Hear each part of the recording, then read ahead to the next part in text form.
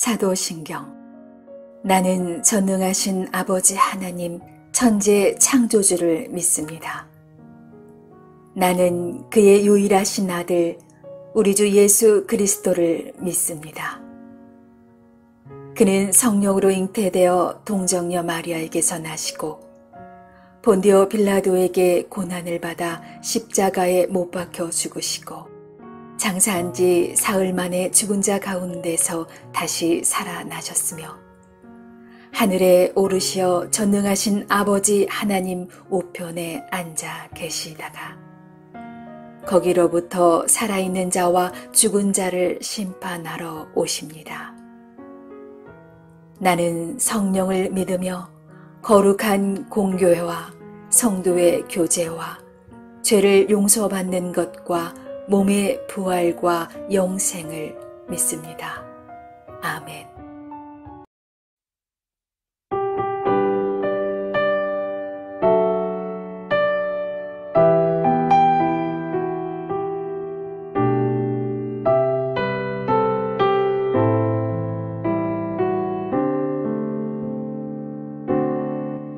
고달픈 삶의 은혜도 무뎌지고 곧 사라질 것에 내 맘 두네. 헛되고 헛된 것들을 바라보며 그 은혜를 놓치며 살았네. 주어진 삶을 묵묵히 살아가며 날 붙드신 주 예수를 보내. 사망 가운데 놓여진 나의 삶을 날 건지신 그 이름 예수. 나의 한숨을 바꾸셨네. 주를 향한 노래로, 소망의 노래로 나의 눈물을 거두신 주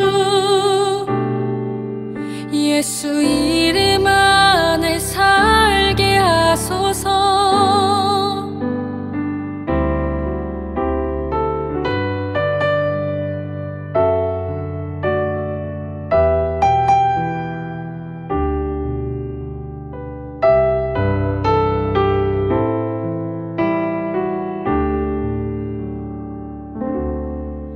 주어진 삶을 묵묵히 살아가며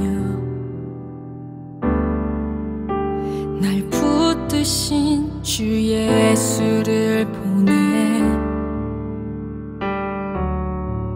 사망 가운데 놓여진 나의 삶을 날 건지신 그 이름 예수. 나의 한숨을 바꾸셨네. 주를 향한 노래로, 소망의 노래로 나의 눈물을 거두신 주 예수 이름 안에 살게 하소서. 나의 한숨을 바꾸셨네.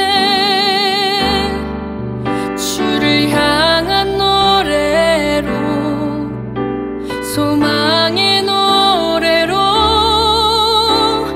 나의 눈물을 거두신 주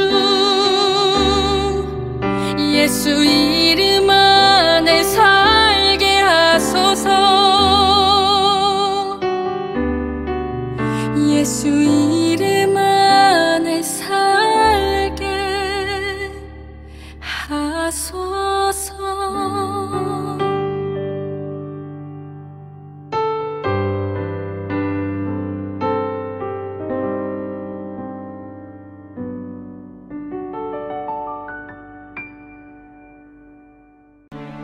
유다와 이스라엘의 인구가 바닷가의 모래같이 많게 되매 먹고 마시며 즐거워하였으며 솔로몬이 그 강에서부터 블레셋 사람의 땅에 이르기까지와 애굽 지경에 미치기까지의 모든 나라를 다스림으로 솔로몬이 사는 동안에 그 나라들이 조공을 바쳐 섬겼더라.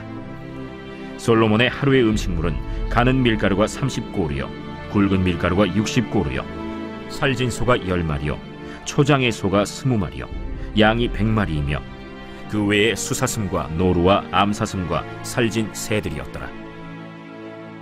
솔로몬이 그 강 건너편을 딥사에서부터 가사까지 모두 그 강 건너편의 왕을 모두 다스림으로 그가 사방에 둘린 민족과 평화를 누렸으니 솔로몬이 사는 동안에 유다와 이스라엘이 단에서부터 브엘세바에 이르기까지 각기 포도나무 아래와 무화과나무 아래에서 평안히 살았더라. 솔로몬의 병거의 말 외양간이 4만이요 마병이 12,000명이며 그 지방 관장들은 각각 자기가 맡은 달에 솔로몬 왕과 왕의 상에 참여하는 모든 자를 위하여 먹을 것을 공급하여 부족함이 없게 하였으며 또 그들이 각기 직무를 따라 말과 준마에게 먹일 보리와 꼴을 그 말들이 있는 곳으로 가져왔더라. 하나님이 솔로몬에게 지혜와 총명을 심히 많이 주시고 또 넓은 마음을 주시되 바닷가에 모래같이 하시니 솔로몬의 지혜가 동쪽 모든 사람의 지혜와 애굽의 모든 지혜보다 뛰어난지라. 그는 모든 사람보다 지혜로워서 예스라 사람 에단과 마홀의 아들 헤만과 갈골과 다르다보다 나음으로 그의 이름이 사방 모든 나라에 들렸더라. 그가 잠언 3000가지를 말하였고 그의 노래는 1005편이며 그가 또 초목에 대하여 말하되 레바논의 백향목으로부터 담에 나는 우슬초까지 하고 그가 또 짐승과 새와 기어다니는 것과 물고기에 대하여 말한지라. 사람들이 솔로몬의 지혜를 들으러 왔으니 이는 그의 지혜의 소문을 들은 천하 모든 왕들이 보낸 자들이더라.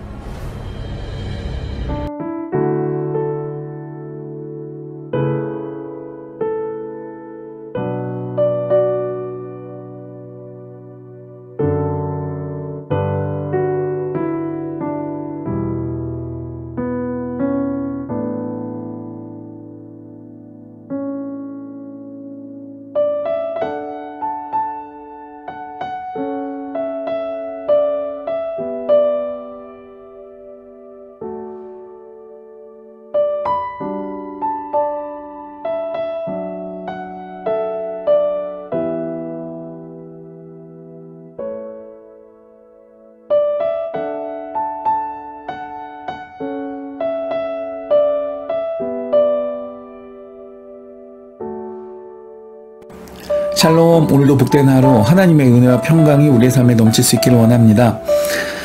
우리가 하나님 앞에서 듣는 마음을 가지고 지혜롭게 살아갈 때 하나님은 우리에게 말씀하신 약속들을 성취하시고 이루어 주십니다. 여기 이 듣는 마음은 하나님의 일하심을 구하고 하나님의 뜻을 묻는 그런 태도입니다. 오늘 말씀에 하나님의 축복을 받은 이 솔로몬이 왕정을 펼치자 온 나라가 번영했고 또 평화로워졌습니다. 21절을 보면 그 강으로부터, 그런데 이곳은 그러니까 유프라데스 강을 말하는데 여기로부터 애굽 지경에 이르기까지 모든 나라를 다스렸다 그랬습니다. 엄청난 영토의 확장이 있었습니다. 여기에 나오는 이 국경의 경계는 창세기 15장 18절에 그대로 나오는데 하나님께서 아브라함에게 약속하신 그 땅의 경계와 정확히 일치합니다. 그러니까 하나님께서 아브라함과 세우신 언약이 이삭을 지나 야곱을 지나 요셉을 지나 출애굽을 지나 가나안과 사사시대를 지나 다윗을 지나 솔로몬의 때에 드디어 성취되어 말씀 그대로 이루어진 것이었습니다. 이것은 듣는 마음을 구하여서, 즉 하나님의 공의대로 나라와 백성을 이끌고자 소원했던 이 솔로몬을 향한 하나님의 은총과 축복의 결과였습니다. 뿐만 아니라 주변의 모든 나라들이 솔로몬이 사는 날 동안 조공을 바쳤으며 왕궁의 호화로움과 또 말과 병거의 군사력도 막강한, 정말 말 그대로 고대 근동의 패권국의 위치에 올라 있었습니다. 여러분, 이때에는 애굽과 블레셋도 감히 맞서지 못하는 정말 초강대국의 모습을 확인할 수가 있습니다. 27절 마지막을 보면 부족함이 없게 하였다 그랬습니다. 이 표현이 모든 것을 설명해 주고 있는 것 같습니다.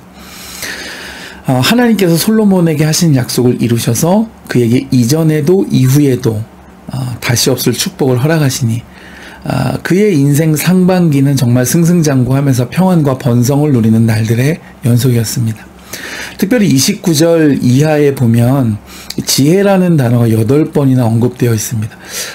그러면서 지혜로 이룩한 업적들이 다양하게 소개되어 있죠.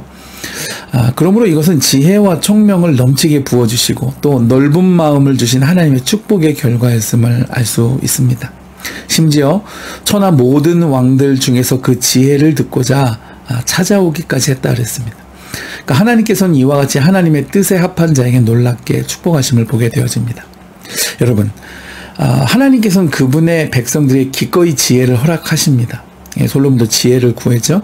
근데 여기서 이 지혜는 기본적으로 머리의 문제가 아니라 마음의 태도의 문제입니다. 그러니까 지혜를 왜 구했느냐가 중요한 것이죠. 기본 번제를 드린 밤 솔로몬은 자신의 꿈속에서 하나님의 질문을 받게 될 것이라고는 아마 상상조차 하지 못했을 것입니다. 그러나 하나님께서 그 밤에 내가 널 위해 무엇을 해주기 원하느냐 물으셨을 때 그의 인생에서 가장 중요한 질문 앞에 그가 서 있었습니다. 그는 듣는 마음을 구했고 그 목적은 하나님의 백성을 공의로 이끌기 위해서였습니다. 하나님은 이 대답을 기쁘시게 여겼습니다. 그의 이 대답이 하나님을 기쁘시게 한 것이었습니다. 그는 자신의 필요보다 하나님의 나라를 먼저 생각하고 그것을 위해 구하였습니다. 그러므로 지혜는 궁극적으로 머리가 아니라 마음의 문제라고 할 수 있습니다. 여러분은 오늘 아침 무엇을 구하시나요? 하나님을 생각하고 그분의 목적을 오늘의 내 삶에서 이루기 위한 것을 구하시나요?